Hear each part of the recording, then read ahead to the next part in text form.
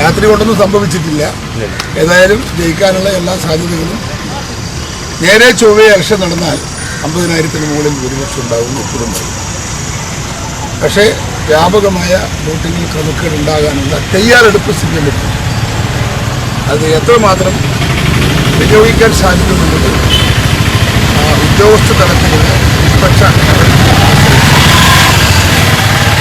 നമ്മൾ കൊടുത്ത നമ്മളെ പല പരാതികളും പരിഗണിക്കാതെ കിടന്ന പരാതികളാണ്. ഈ ഏറ്റവും വലിയ പ്രധാനം ഒന്നെന്ന് പറയുന്ന ഒരു പോളിംഗ് ബൂത്തിൽ കാര്യക്ഷമമാണ് പോളിംഗ് ബൂത്തിൽ അതിൻ്റെ മുകളിലും അതിൻ്റെ ചുമർ പരസ്യങ്ങളിലും എല്ലാം ഇടതുപക്ഷത്തിൻ്റെ ചുമർ പരസ്യങ്ങളാണ്. പരാതി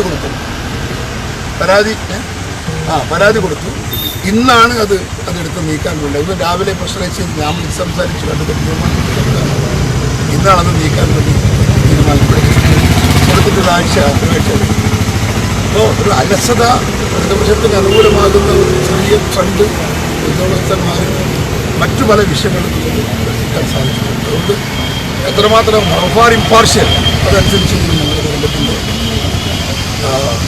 എത്ര വോട്ടിൻ്റെ ഭൂരിപക്ഷം എന്ന് പറയുന്നത് അതിനനുസരിച്ച്. അതുകൊണ്ട് തന്നെ ഇന്നലെ രാത്രിയാണ് അതിന് ക്രിമിനൽ കേസ് ജാമ്യമില്ലാത്ത വകുപ്പിട്ടിട്ട് കേസെടുത്തിട്ടുണ്ട് ടൗൺ പോലീസ്.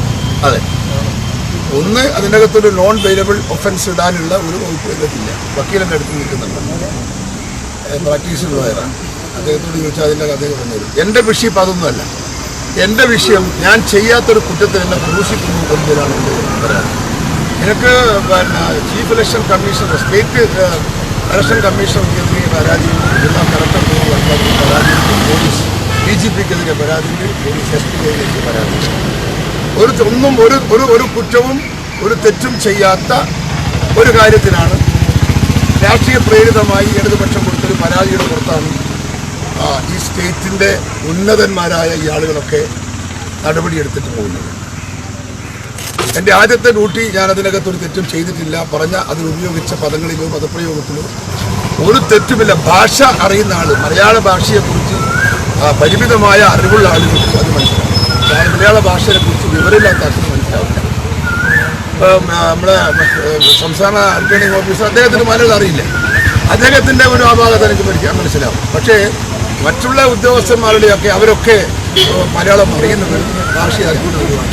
പക്ഷെ അവർക്കത് മനസ്സിലായില്ലെങ്കിൽ അവർ ഭാഷയിൽ അറിവുള്ളതാണ് ചോദിക്കണം. ഇതിലെന്താ സ്ത്രീവിരോധം ഉണ്ടെങ്കിൽ ഞാൻ രണ്ട് കൈ കൂപ്പിയിട്ട് ഞാൻ ഈ ലോകത്തെ സ്ത്രീ സമൂഹത്തോടെ മാപ്പുകൾ ഉണ്ടെന്ന് പറഞ്ഞാൽ. അപ്പോൾ ഇനി എൻ്റെ ഉത്തരവാദിത്വം എന്നെ ഇതിനകത്ത് ഇല്ലാതെ ഒരു കുറ്റം ചുമത്തി എൻ്റെ ഒരു വ്യക്തിത്വത്തെ ഹേർട്ട് ചെയ്യുന്ന രീതിയിൽ നോൺ വെയിലബിൾ ഒഫൻസ് ഇട്ട് കേസെടുത്തത് whether it is genuine or not, that I have to prove before the public.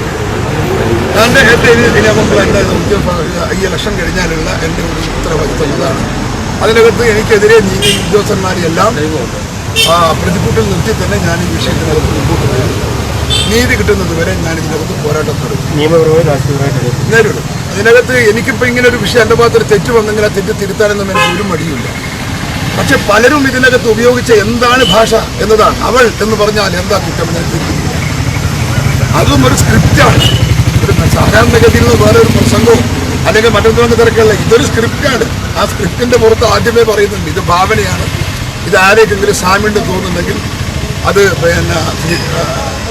അവനവൻ്റെ മാനസിക ഇതിനെ ആശ്രയിച്ചാണ് എന്ന് പറഞ്ഞിട്ടുണ്ടെങ്കിൽ കൃത്യമായിട്ട് അങ്ങനെയൊക്കെ പറഞ്ഞ ഒരു കേസിൻ്റെ അകത്ത് എന്തിനാണ് ഈ ആ ചാർജ് എനിക്ക് മനസ്സിലാക്കില്ല. ഒന്ന്, ഇനി അഥവാ സ്ത്രീവിരോധം ഉണ്ട് എന്ന് പറഞ്ഞാൽ തന്നെ അത് നോൺ വെയിലബിളാണ്.